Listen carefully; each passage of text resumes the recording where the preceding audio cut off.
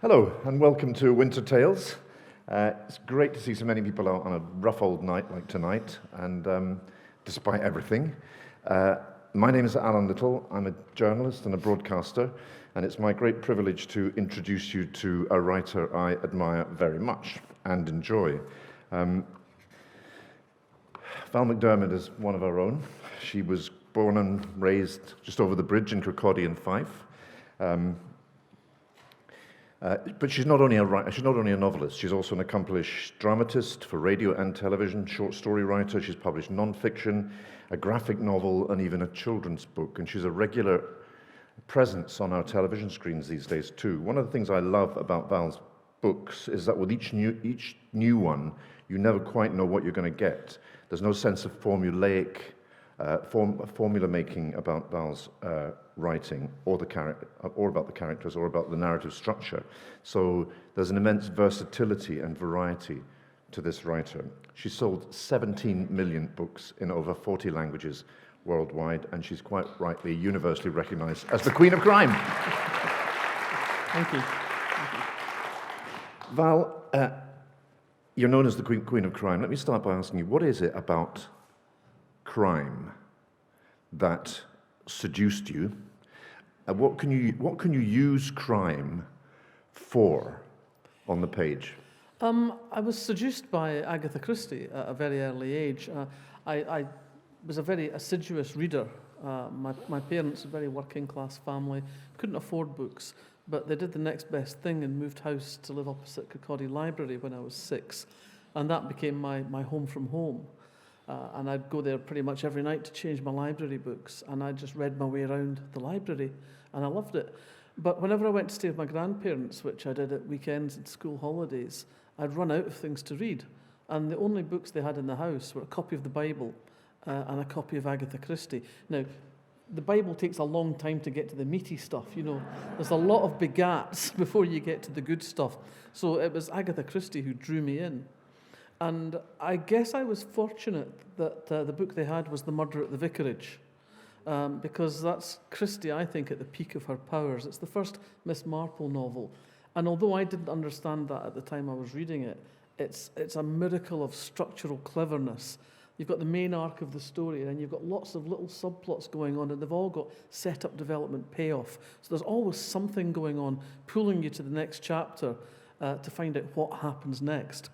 And I love that book, and I don't know how many times I read it over the years, but every time I read it, it felt fresh and it felt different, and it captivated me. And then, of course, I realised from the inside page that Agatha Christie had written more than one book. So it became my mission to get hold of the Agatha Christies. But the big problem was that they were in the adult library, where I was not allowed to go. And some of you may remember the days before there were open shelves and you could wander at will through a library. And honestly, in Kirkcaldy in the 1960s, it would have been easier to get over the Berlin Wall than it would to get over the wall between the kids' library and the adults. But I have to confess that Agatha Christie led me into a life of crime. So I stole my mum's library ticket. And I'd go over to the library and I'd do my most pitiful wee face and say, I have to get a book for my mum, she's not well. And you know, if you have read my books, you will know that one of the themes that runs through them is you never outrun your past. You always think you've got away with things, but you never do.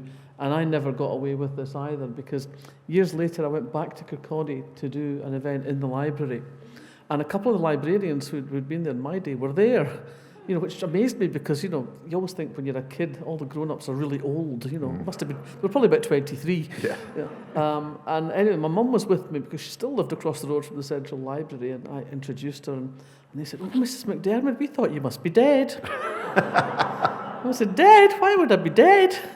Well, you've been a bedridden invalid all those years. You know that look that only your mother can give you. That's a very telling introduction, Val, because I too went through an Agatha Christie phase when I was a kid, and I think I must have read about 40 of them, one after the other. So I want to ask you in a second about Agatha Christie and how the crime novel has changed since she was writing. But I remember the first time I too went into a municipal library. It was one of those trucks, one of the mobile libraries that came in parked, and I was 6, and I remember the moment of enchantment And it's absolutely life-changing, isn't it? Yeah. You see those books and you know that each one contains a universe that you can enter. Yeah. Well, when I stayed with my grandparents, it was awful though, because they didn't have a library in their village, and the mobile library used to come round. But because I didn't live in the village, I wasn't allowed to get on the mobile library. Never mind take a book out. You imagine my wee face pressed up against the glass, like a kid in a sweetie shop. Only for me, it was the books. Yeah. Well, the reason I remember that I was 6 is because you had to be 7 to join. Right. So I got my older sister to go and borrow books for me. Yeah. So these are important stages. Agatha Christie, tell me what it was about Agatha Christie. And she was formulaic, though. Up to a point. I think she's given less credit for the way that she put books together than she deserves. I think she's an interesting plotter, an interesting writer. And the thing about Christie, I think, that always gets overlooked is her sense of humour. There's a lot of humour in the books, a lot of sly little humour, especially in the Miss Marple books. I mean, there's a moment in The Murder at the Vicarage where we're being introduced to the spinsters of the village, and there's this just very little line that just tells you everything. Miss Hartnell, who was much feared by the poor. And instantly, we all know the kind of woman, right there, just in that short phrase. And she was good on that kind of thing. But what she was very good at was that interweaving of subplots. There was always something to keep you going and moving you through. And that, I think, was the main secret for her. Since we're here in New College, which I'm told is celebrating its 175th anniversary of its founding this year, let me ask you about the nature of evil in Agatha Christie and the way our perception of evil at the heart of criminality has changed since the early 20th century. My memory of Agatha Christie, and I might be doing her a disservice, it's probably 45 years since I read her, is that there was usually a villain who was motivated by a sense of evil and a willingness to be evil and to commit evil. Is that right? Am I being unfair to her? Or I don't think you're being entirely unfair, and it wasn't just Christie at that particular point. I mean, people talk about the 4 great queens of crime, Christie, Sayers, Allingham and Marsh. And to a greater and lesser degree, there was a sense that people were born evil and would do evil things. So there was very much a sense of evil being a tangible thing. And it was a very Manichaean universe. There was good and evil. And what happened with those books was that the guilty party was identified, given over to the police if it wasn't a police officer investigating the case, and they'd be taken away and duly hanged. There was an absolute sense of guilt leading to retribution with no possible intervening redemption or rehabilitation. Or mitigation. Or mitigation, indeed. So there was that sense of evil was this almost tangible thing. And I've always found that uncomfortable, because if people are born evil and they're born bad and they're going to do terrible things, well, why bother trying to make anything better? There's no point in trying to make a better world, because these evil people will just come along and trash it again.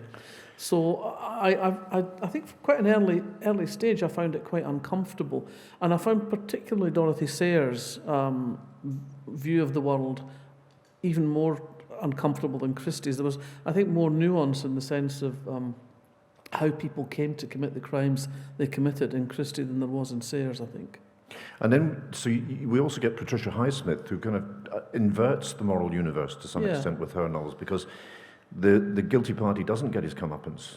Yeah. Always. Indeed, and I think Josephine Tay, great Scottish writer of the 40s onwards, also had the same ambivalence, the same nuanced view of the kind of things that happen, the kind of, I suppose, the circumstantial nature of a lot of crime, that it happens because people find themselves in a particular place, events come together in a terrible sort of cluster, and people see no other way out. At that moment, it seems almost like a good idea to them. Any other day, they would dismiss it, or any other day, they'd walk away from it. But this particular day, events have conspired, the taboos have fallen away, or whatever. And Highsmith explores what happens when that goes on in the world. How do people live with that? How do people manage their lives in the wake of an event like that? And Josephine Tay, to some extent, does similar things with her work, some of her work. I think particularly of a book called Miss Pym Disposes, which, is in itself a title, sort of normally it's God disposes, man proposes, God disposes. But in this particular novel, Miss Pym disposes. And it's a very interesting conclusion that she disposes. So, yeah, by the 1940s and 50s, there were some writers who were actually taking a more nuanced view of what is at the heart of the crime novel, and issues like rehabilitation and redemption. Is it possible to find redemption after doing terrible things? Is it possible to retake your place in the world? And the other question that I think is one that certainly interested me throughout my writing career is the gap between justice and the law. So often what the law delivers is not what we feel is just. We read the paper and we see that someone who has been found guilty of manslaughter with a motor vehicle gets 4 months. And the question we all sit there and going is like 4 months for a life. It's easy to sit in judgment in these situations, and we have to try to look beyond the headlines to what's actually going on and understand why that might have seemed like a reasonable response. But there is so often a gap between what we think in our hearts is a fair result and what the law delivers to us. So one of the things that I'm interested in with my own writing is how we bridge that gap. What do we do when in our lives we are confronted with that space, that terrible yawning chasm between what we think would be a just outcome and what we actually get? I want to just, I'll promise I'll only do this once. I'm going to quote some of your own sentences to you. This is from The Wire and the Blood, and it explores this. The main character, Tony Hill, who's a psychological profiler, he's sitting at his desk alone, and this is what you write. There had long been a theory among psychologists that discounted the existence of evil, ascribing the worst excesses of the most sociopathic abductors, torturers, and killers to a linked series of circumstances and events in their past that culminated in one final stress-laden event that catapulted them over the edge of what civilized society would tolerate. But that had never entirely satisfied Tony. It begged the question of why some people with almost identical backgrounds of abuse and deprivation went on not to become psychopaths, but to lead useful, fruitful lives integrated into society. It's a really central question that is at the heart of crime writing. And have you ever satisfactorily answered it? No, I mean, it's a really difficult question, and indeed one of the reasons, one of the seeds that started the Tony Hill and Carol Jordan series. I mean, initially, that series begins with a book called The Mermaid Singing, and when I wrote that, I intended it to be a standalone. But when I got towards the end of that book, I thought, these are interesting characters. The job they do is interesting, but Carol and Tony as individuals doing those particular jobs are interesting in and of themselves, and it offers me lots of opportunities for telling different kinds of story that involve them and the difficult questions they face. And that very question is at the heart of The Mermaid Singing. The title comes from T.S. Eliot's Love Song of J. Alfred Prufrock, which is about a man who feels on the outside desperate to be part of the world he sees around him, but it's as if there's an invisible wall and he can't break through it. And both the protagonist and the antagonist in The Mermaid Singing feel the same thing. They feel like they're the outsiders. Tony often refers to himself as passing for human. And I think that it is interesting that some people do manage not to fall into the trap that opens before them when all these circumstances come together. And indeed, there are questions later in the series of how you can maintain that position in the face of terrible things you see around you. The other thing you're very interested in, and it's very clear from the Tony Hill series, but also from Karen Pirie, because something terrible happens to her early on, and it lives with her for the rest in the subsequent books. It seems to me you're at least as interested in psychological violence as you are in. At least psychological violence plays a role in a lot of the stories, and the way people, survivors of psychological violence, live their lives in the aftermath of having. Tony Hill has a life-threatening experience where he thinks he's going to die. I hope that's not giving too much away, but... You'd have to work your way through all 11 of the books to figure out which one it is. Yeah, yes. So, why is that interesting to you?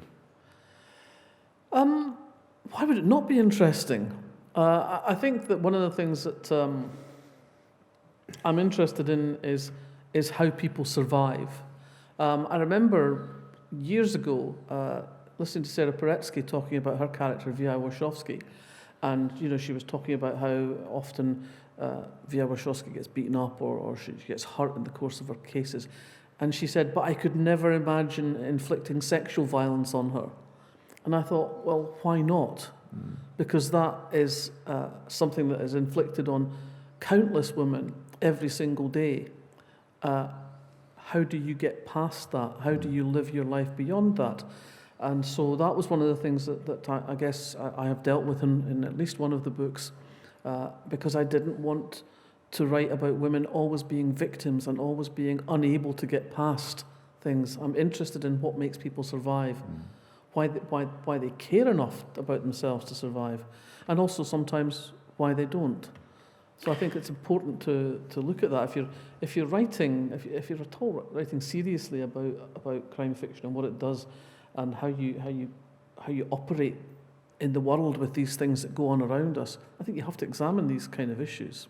And in the Karen Pirie series, there's a key role played by a community of Syrian refugees in Edinburgh, so you get into that. And what you do in many of your books is explore the changing moral and ethical landscape of the society in which the stories are set. And I want to take you right back to your first book. We were talking about this, you and I, the other day. Your first book was called Report for Murder. I'm very intrigued, never having written a novel myself, but having written non-fiction books and being a journalist. Every time you put a report on television or write a book, you're laying yourself open to criticism, even ridicule. You get Twitter pile-ons. When you were writing that first novel, I mean, Salman Rushdie told me at the book festival in August that when he had finished Midnight's Children, he didn't know whether it was any good because he was too close to it. He'd spent 4 years in his attic writing it while being an advertising copywriter during the day, and his heart was in his mouth when he posted it off to the publisher. Give us some insight into what it's like offering this thing that you care so passionately about, and it's about to be judged, first of all, by the publisher and then hopefully by the outside world. Well, it's terrifying. I think the process of writing fiction in particular is a process of learning to live with a perpetual state of self-doubt. You start off with this idea of this book you're going to write and it's going to be amazing and the character's going to jump off the page and the plot's going to flow smoothly and the language is going to be vivid and clear. And, you get to the end of it and you look at this rather pitiful pile in front of you and think, well, that's a long way from what I was dreaming about. I think, honestly, to get to the end of writing a novel and actually sending it away, you have to be driven. You have to really want it. It's not something you do casually. You don't sit down one Sunday afternoon and think, maybe I'll just write a novel. It has to be something that inside you that clamours. And for me, I remember, when I was a kid, I used to spend a lot of time on my own. I was an only child. And I'd go for long walks with the dog, and I'd always take my library books with me in my duffel bag. Mum would pack me off with my packed lunch or my duffel bag in the morning and say, don't come home till tea time. And I would tell myself stories as I was walking the dog along the coast of Fife or up in the woods behind the town. And I kind of injected myself into whatever book I was reading. So I would be, the entire famous five, including the dog.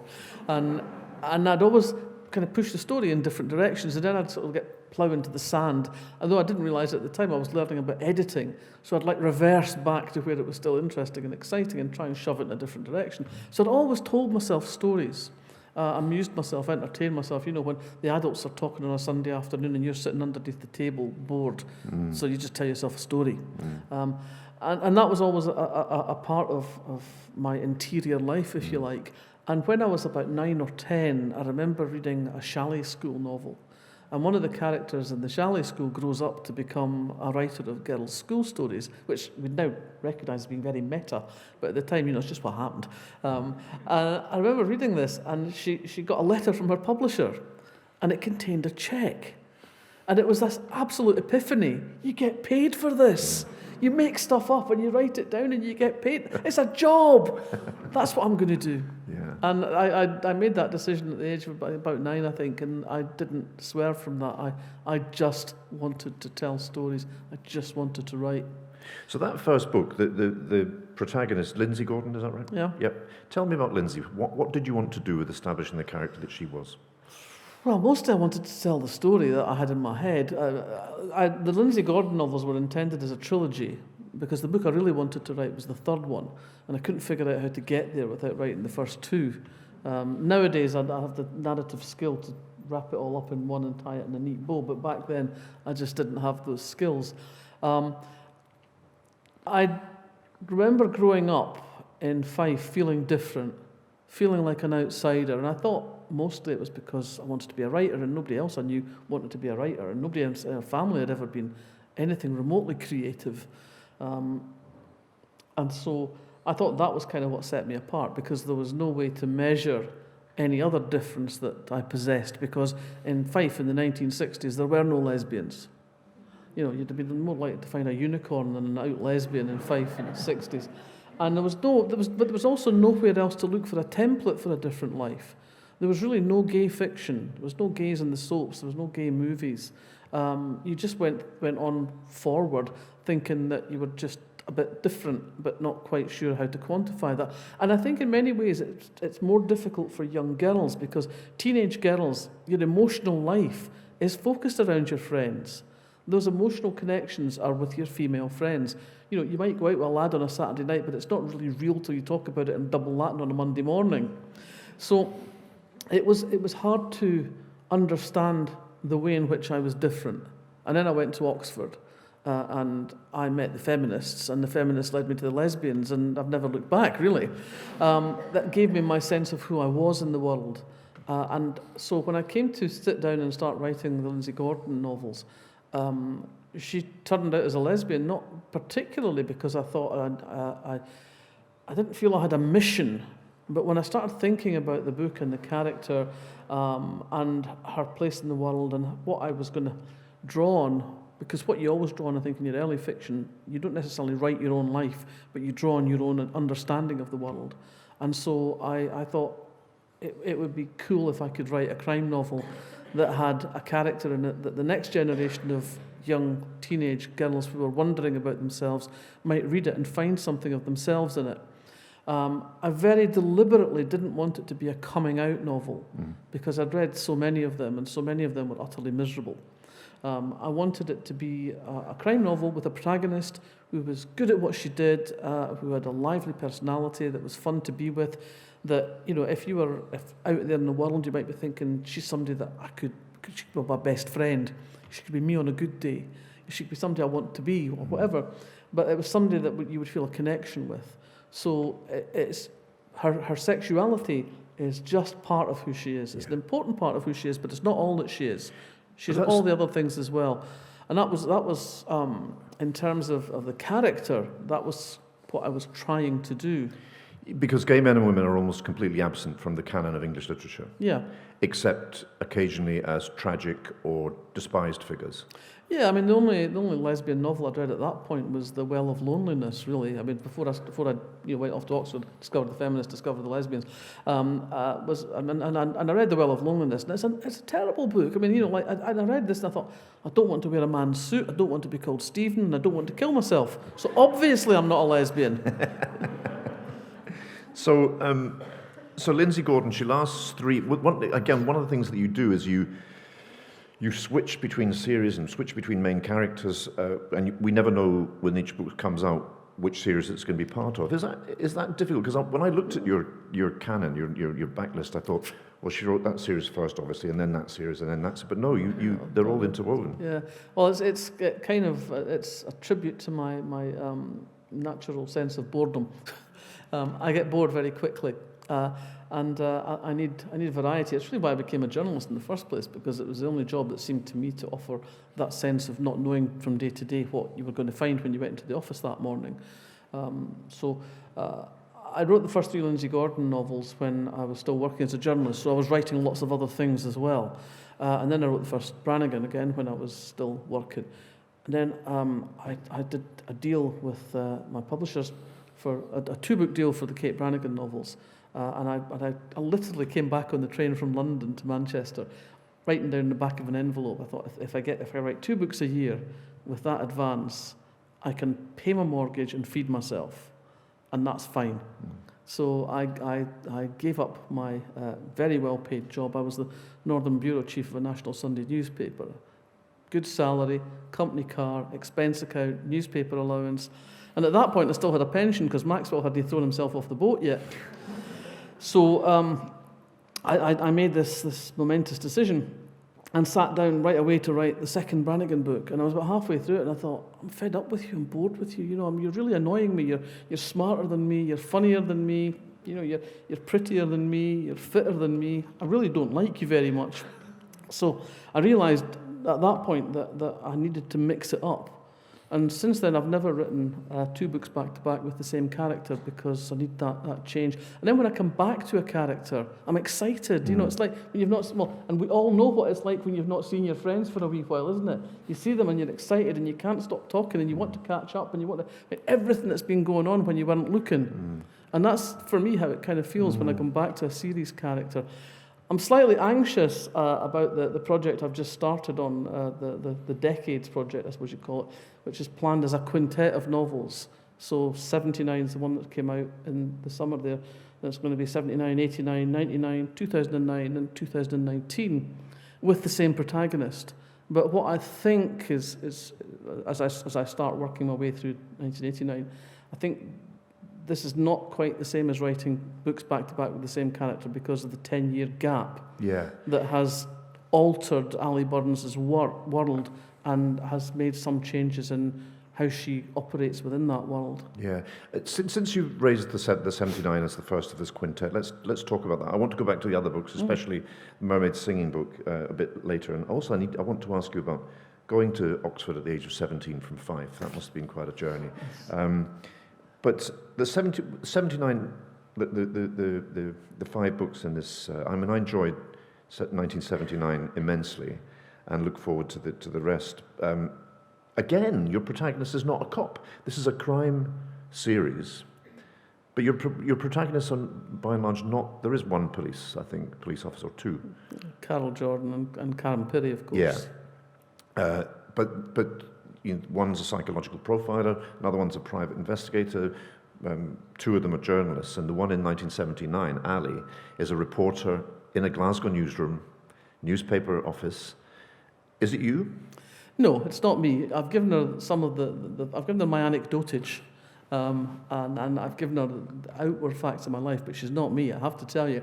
When I was in Glasgow in the late 1970s, I had money in my pocket, I was young, free and single, and I had a lot more fun than Ali gets to have in this book.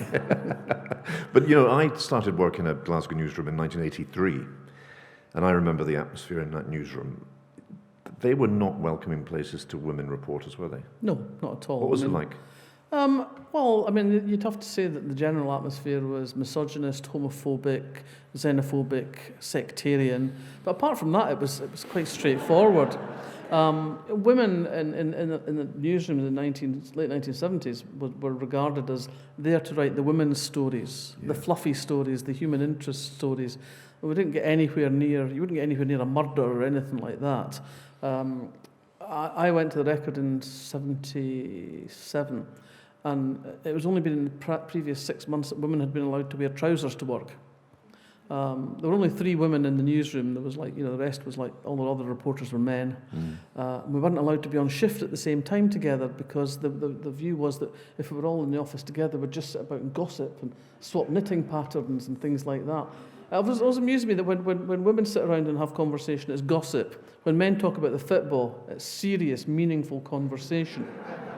But it was difficult. I went to the Record as on a 6-week attachment from the Mirror Group training scheme, where I'd spent 2 years learning my craft. And the deal with the training scheme was you got a 6-week attachment to one of the national titles, and if they liked you, they kept you on, and if they didn't, you were just out the door. And I turned up here, sort of 20, 22, and I don't think they'd ever seen anything quite like me. They'd never encountered anyone quite like me. You know, I was from Fife, but I'd also been to Oxford. And they just really didn't know what to make of me at all to begin with, but they clearly didn't want me. The first day I turned up, the first job I was given was a death knock, and not just any death knock. There was 4 dead teenagers from an Ayrshire seaside town who had died in a car crash the night before, and I was sent out to get photographs and interviews with the families. And I knew when I went out the door that day that if I did not come back with those, that was it, I was dead in the water. And so I went out and I got them. And for 6 weeks, I never had the same shift twice, 2 days in a row. I'd go from day shift to night shift to back shift to night shift to day shift to late day shift to back to night shift. It was, I don't think I had 8 hours sleep for 6 weeks. It was full on. But whatever it was they threw at me, I was determined I was going to get past it. And at the end of the 6 weeks, they gave me a job. Which I was very glad of, because at that point, if they hadn't given me a job, I don't know what I would have done, really. There's Ernest Hemingway started as a journalist as well, and he said in later life, there's my advice in 6 words about journalism: get in, get smart, get out. Yeah. And it's kind of what you did, isn't it? Yeah. Because it was only ever what I wanted to do until I could write fiction, make a living writing fiction. And I went into tabloid journalism with this sort of, I suppose, I mean, you look at it now, and misguided idealism that working people deserved newspapers that were informative as well as entertaining. And if people like me did not engage with them, then it didn't bode well.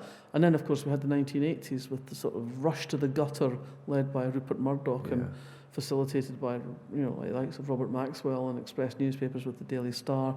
And I did not want to be there anymore. I kind of started digging my escape tunnel.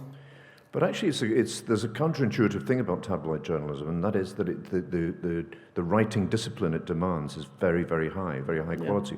And it's always said in that trade, in my industry, that you could take the subs off the Sun, the night desk on the Sun, and they could put the Guardian out without any difficulty. You couldn't take the subs on the Guardian and expect them to produce the Sun. No. They don't have the skill set for that. They don't know how to tell a story in 10 paragraphs. Yeah. So, but tell me about going to St Hilda's in Oxford. You were the first woman to be admitted from a Scottish state school. It was a culture shock for me, coming from a rural, working-class Scottish background, coming to Edinburgh University, being surrounded by people who said things like, in my gap year, I had absolutely no money, so I bought a cheap ticket to Bangkok. And I thought, I had absolutely no money. I couldn't afford a cheap ticket to Pittenweem. But there must have been a similar culture shock for you. Yeah, it was. I mean, it was totally different from anything I'd experienced before in my life. And to some degree, I relished that, because I wanted the excitement. I thought these people have got the keys to the kingdom, and I want to get my hands on them. And I saw the opportunity. And I was very lucky, I think, to come from the home that I came from. My dad was a great Robert Burns man. He was the lead tenor of the Bow Hill People's Burns Club concert party. And he and his friends would meet once a month and recite Burns and talk about Burns and talk about his life and his work. And my dad had his mantra really was, a man's a man for all that. He taught me that I was as good as anybody else, and that I should call no man my master. And the only thing that stood between me and what I wanted was me. And so I went off to Oxford thinking, well, I'm here because I deserve to be. And I never had that sort of chip on my shoulder. I came across other people with a similar background who were just waiting to be offended, were just waiting, looking for the offence where none was intended. And I didn't have that feeling, that experience. The trouble I had was other than that. I mean, the main trouble I had when I went there was that nobody could understand what I was saying, because I come from Fife, Ken. I spoke good braid Fife, and nobody came what I was saying. It wasn't easy, Ken. First tutorial I went to start reading out my essay on Gerard Manley Hopkins' The Wreck of the Deutschland. See, it's carved in my memory. And I've just started it, and my tutor interrupted me and said, I'm terribly sorry, Miss McDermid, I haven't understood a word you've said. Might you begin again, and perhaps a little more slowly this time? And so I learned to speak English. I mean, what you hear now is what my partner calls my Radio 4 Scottish voice. But when I go back to Kirkcaldy to the Fitbo, I just drop straight back into good Braid Fife, Ken. Yeah. And it's not, there's nothing sort of patronising about it. I mean, it's just, I hear what I repeat what I hear around me. But all sorts of things were different. I mean, the vegetables were different. I mean, for heaven's sake, think back to Scotland in the 1960s. We only had 3 vegetables, And, there were things that I came across at Oxford. I wasn't sure if they were table decorations or food. And it was people had entirely different backgrounds and entirely different expectations of the world. Yeah. And I guess I spent quite a lot of time going through it with my mouth open like a small child at a fairground. And I was I was fortunate. I made some very good friends who St Hilda's, in fairness to them, took on the responsibility of having taken somebody that was that young and from very different background. And although it was years later that I realised how much care they had taken of me. And you've maintained a relationship with St Hilda's, haven't you? Yeah. I'm an honorary fellow now, which is, of all the awards and things I've won, is actually the one I think I'm most proud of.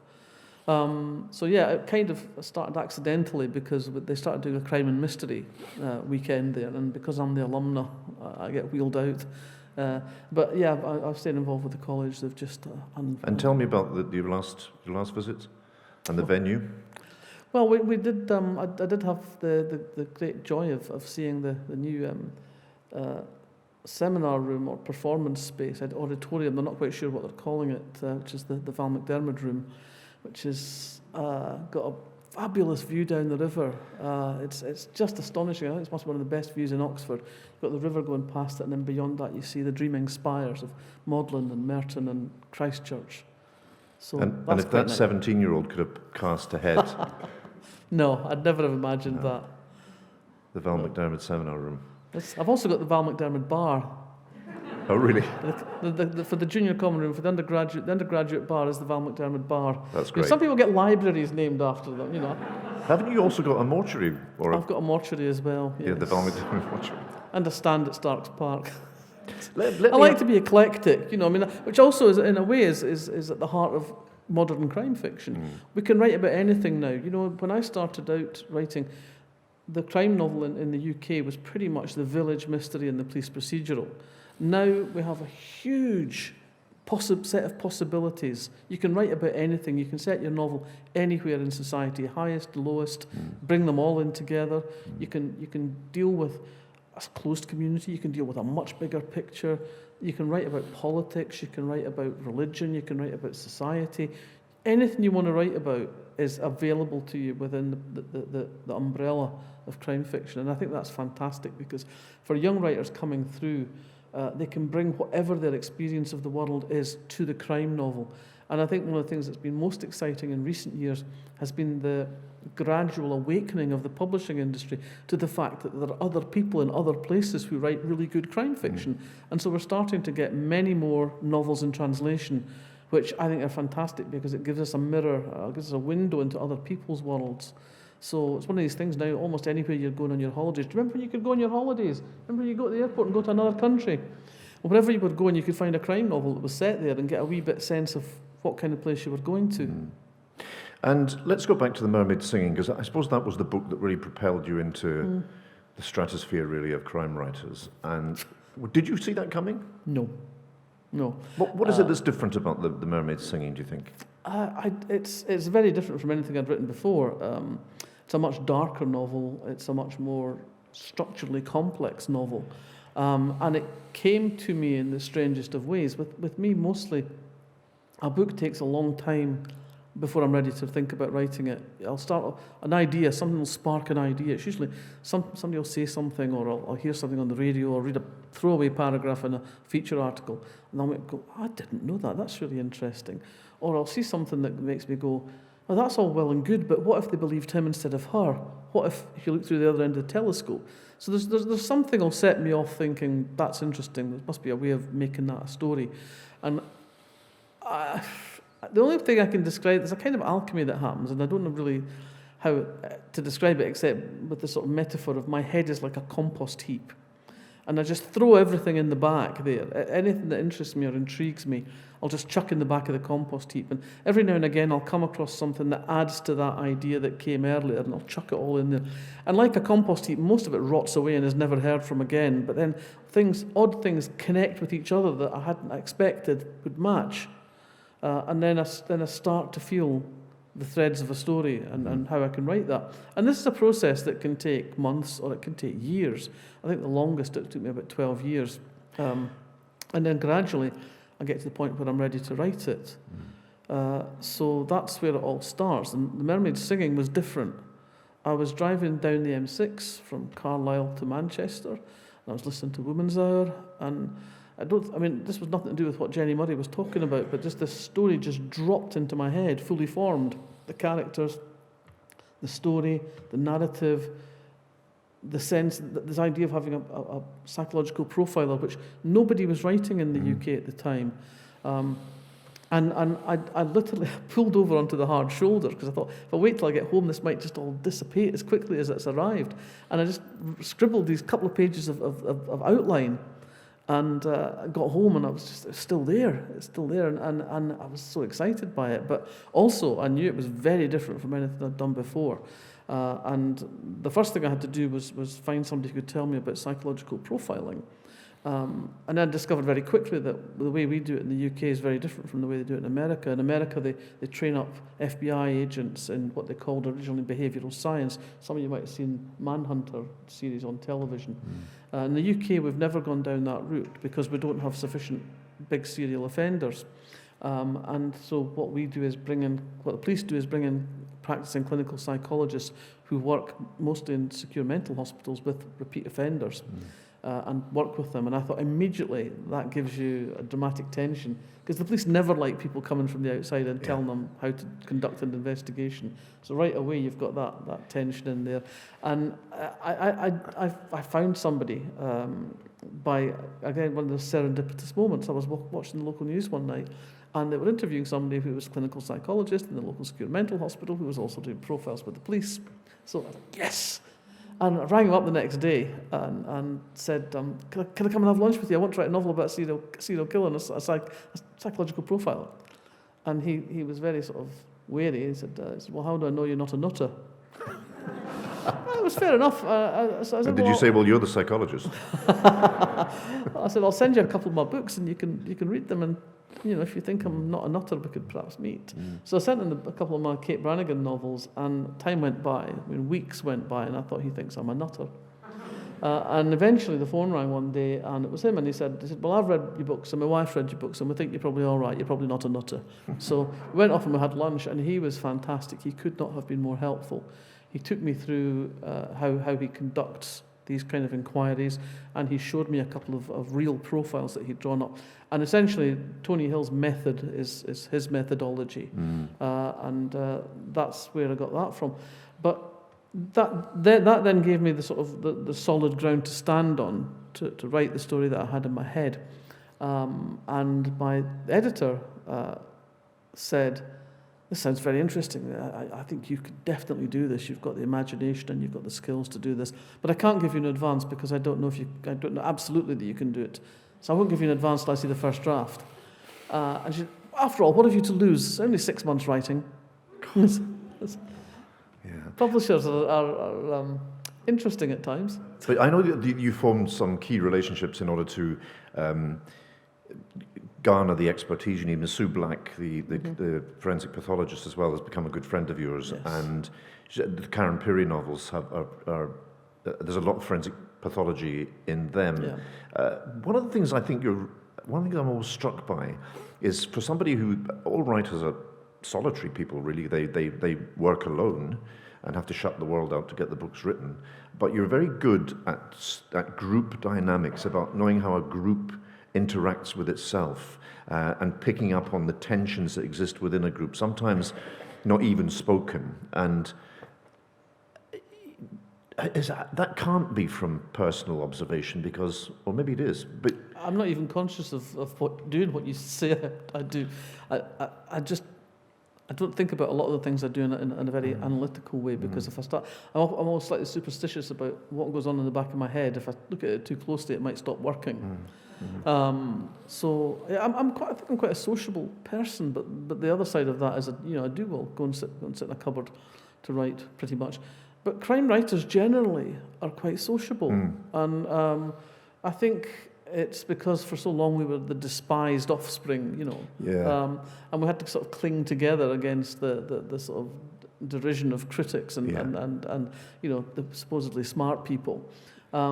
And as crime writing has developed over the last 30 years, I think it's become much richer and much better written and much more imaginative. And I think the best of current crime fiction stands shoulder to shoulder with anything else. But the hangover from that is that it remains a very convivial community, community. And partly because I think most people who become crime writers because we're fans first and foremost. And we go to conferences, we go to festivals, and we hang out with each other because we read each other's books, and we like each other's work, and we like each other's company. Yeah, no, when I said you were solitary, I didn't mean that. You're obviously a very convivial and. I'm also a very solitary person as well. I'm both sides of that. I'm a Gemini. I'm Janus-faced. So I want to throw it open to the floor in a second. I just want to remind you that Sally Magnuson is here at 7:00, talking about her 2 novels and her memoir. So please stay on for that. One last thing I'm intrigued by, because it's other novelist friends of mine have done it and have mixed feelings about it, is the television adaptation. Because the Tony Hill became a television character played by Robson Green in a series called Wire in the Blood. How do you feel about that? They did a very good job. I mean, they ran out of books very quickly, so they went off on writing original scripts, all of which I saw in process. I worked pretty closely with them. I was consulted at every stage. I mean, right at the very beginning, I sat down for a couple of days with Robson and the exec producer, and we talked about what the key elements of the books were and the key elements of the personalities, what we had to retain. Whatever the surface story was thrown over them, that these were the root things that had to be in place. And we talked all about that, thrashed it all out, and I said, well, okay, you know what you've got to do. Now your job is to go and make really good television. Because ultimately, when you agree to adaptation, what you want is really good television, because what you want is people to read the books. Yeah. So if the television's rubbish, then you're kind of up the creek without a paddle. So what you have to do, I think, is identify those things that will make this good television, but also have a sense of authenticity, have a sense of relationship to the book, so that when people go to the books after they've watched the telly, they don't go, wait a minute, this feels completely different, and vice versa. We've all watched television adaptations of things that we've read and gone like, that's nothing like the book, and the characters are nothing like the characters. I remember, I'm a great admirer of Reginald Hill. I think the D. Allan Pascoe canon are a superb series of novels, and when they started doing the D. Allan Pascoe on the telly, I just thought, anybody coming to this would go, isn't it odd they've got the same names as the characters in Reg Hill's books? Because towards the end of the television series, it was just the relationship to the book characters was utterly tangential. Yeah. So you have to be careful, I think, when you do these deals, that you're going to not get done over. And there is a Karen Pirie series in production? Yeah, the Karen Pirie will be on the screens in the spring. And also Series 2 of Traces, which is not based on any of my books, but it's a series I created about forensic science. And because my career has kind of gone in lockstep with modern forensic science. The first case involving DNA in the courtroom was 1986, and my first book came out in 87. So I've sort of walked hand in hand with forensic science, and I've got to know a lot of forensic scientists, as you said, and some of them are very good friends. And they keep me abreast of what's happening and what's changing, and I try to incorporate that in the books in an authentic way. And I've lost the thread of what I was saying. Sorry. That's important for me for the sort of sake of the authenticity. Yeah. There was you in this book, which is a beautiful book, by the way, My Scotland by Val McDermid, with photographs by Allan Little. I'm searching my memory now, but you admit to a mistake you made you mislocated something in Edinburgh. when you didn't, because the thing had moved. Was it a records No, office? it wasn't in Edinburgh. It was in England. In England. There's a book called The Grave Tattoo, and one of the elements of the book is a genealogical family tree, and because when I was a journalist, we'd go to St Catherine's House to do births, marriages, and deaths, and you'd look up the ledgers there, and so I knew that. I didn't have to check that because I'd been there. I knew that. I'd done that. And the book came out, and I was deluged with readers who some readers really enjoy pointing out these small errors. Yeah. That I'd got this completely wrong, and that sort of 3 years previously the records had moved to the Family Records Centre in Islington. We're no longer at St Catherine's House, and it's disgraceful that I hadn't done my research. And it taught me the very valuable lesson to always check the things you think you know. Because that's things that trip you up. You always know to research the things that you don't know. Yeah. But sometimes it's the things that you think you do know that make a fool of you. Yeah, I've got a file of letters from viewers and listeners. There was one man in Inverness in the late 1980s who wrote to me about 7 times to tell me that kilometre was pronounced kilometre and not kilometre. And I thought, this is an obsessive. It's extraordinary. Have we got a roving mic? Yes, we have. I'd like to invite, I've got 3 pages of questions I could carry on with, but there must be questions and But on that point of the nitty-gritty kind of things, there's one of the Kate Brannigan novels where she's driving down Oxford Road and turns right into Charles Street, and I got a letter from a reader saying, "You may not be aware, but Manchester City Council have changed the traffic system, and you can no longer turn right into Charles Street. You might like to alter this for the paperback." That's fantastic. And I'm like, nah. I did it at the Edinburgh Book Festival with an author who had got the date of Magna Carta wrong. I said, you might want to know that you've put it 5 years earlier than it actually took place. Are there any questions from the floor? We've all gone shy now. Okay, yes, there's a lady there. The mic will come to you. Hi. Do you have a favourite character or a favourite... Sorry, can I ask you just to speak? Do you have a favourite character in your huge opus? Is there someone who's closest to your heart? I think it's usually whoever I'm not writing at the moment, because whoever I'm writing at the moment is giving me trouble usually, and causing me problems. So if I'm writing Karen Pirie, I'm probably thinking, I wish I was writing Carol Jordan, or Tony Hill would be so nice to just relax into today. I suppose, some characters come back to you again and again and become series characters, often when they're not intended to be. Karen Pirie wasn't intended to be a series character. Tony and Carol were not intended as series characters. This, actually, Ali Burns is the first time I've sat down consciously writing a new series character since the 1990s. So I think, and there are other characters too that you sometimes think I would like to go back to that character because I enjoyed writing them. But in the standalone novels, usually they're standalone for a good reason, because a place of execution, people often said, wouldn't you like to do another novel involving George Bennett, the police officer? I think, well, Place of Execution is described as George's greatest case. I can't really do George's second greatest case, can I? So no, I try not to have too many attachments in the sense of, it's like saying, who's your favourite child? But we all know you've got one, Yeah. So let me ask you about a novel that I haven't read, and that's Northanger Abbey. That was a very unusual thing for you to get into, wasn't it? Well, I did a reworking of Northanger Abbey as part of a thing called the Austen Project that HarperCollins were doing, and the challenge was to write a contemporary Northanger Abbey using essentially the same plot and the same characters. And at first I thought this is like writing for a fall.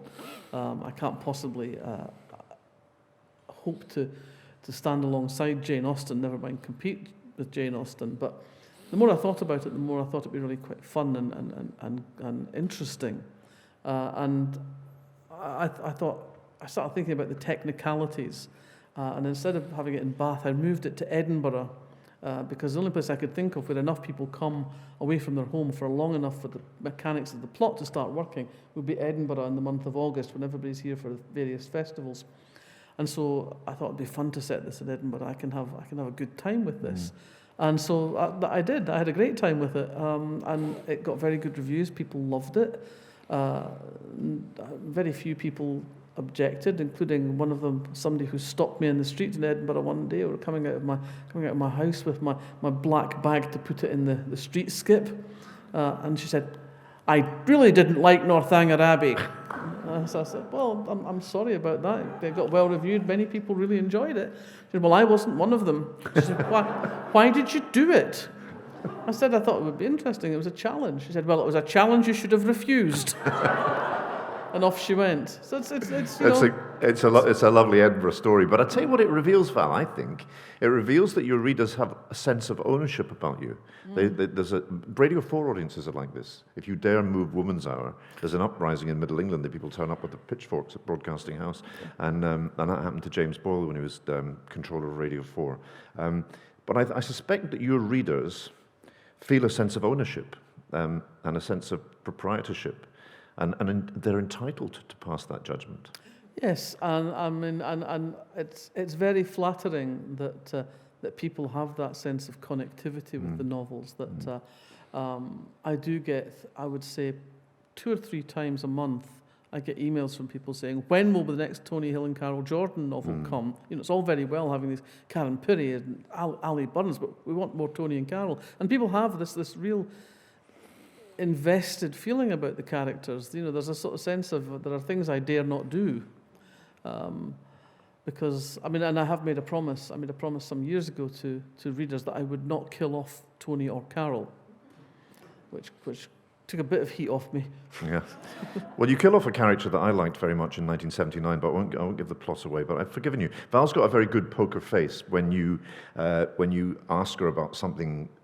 About what might happen to the characters in the next book, she just blanks you, and so I've asked her several times. Mostly because I don't know. No. I've asked her several times about the relationship between Karen Pirie and the character called Hamish, and Val just every time doesn't give absolutely anything away. Are there any other questions from the floor before we? I think there's a lady there. Oh yes, sorry. There's a microphone coming to you.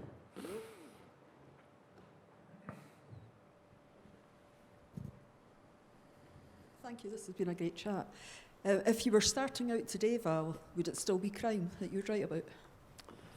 Probably. I tried other things. First, I wrote for the theatre. I tried to write the great English novel, and I was disastrously bad at both of them, really. I had a little bit of success with an early play, and then I found I couldn't repeat it. I couldn't do it again. I would say that, obviously depending on my early life, that might have had an impact. But whatever I wrote, it would be something I had a passion for, because that's always what starts the engine and drives the wheels. So it's possible it might have been something different, but if I was having the same sort of experience and the same reading passions, I'd have the same writing passions. We're out of time, unfortunately. If you haven't read 1979 yet, please come and buy it. It's a terrific read, and the period is beautifully evoked, and it drags you in from the very first sentence and keeps you turning the page to the very end. I highly recommend it. Val is going to sign copies of her books in that direction, but for now, it's been a pleasure. I've enjoyed it thoroughly. Please thank Val McDermid. Thank you. Thank you.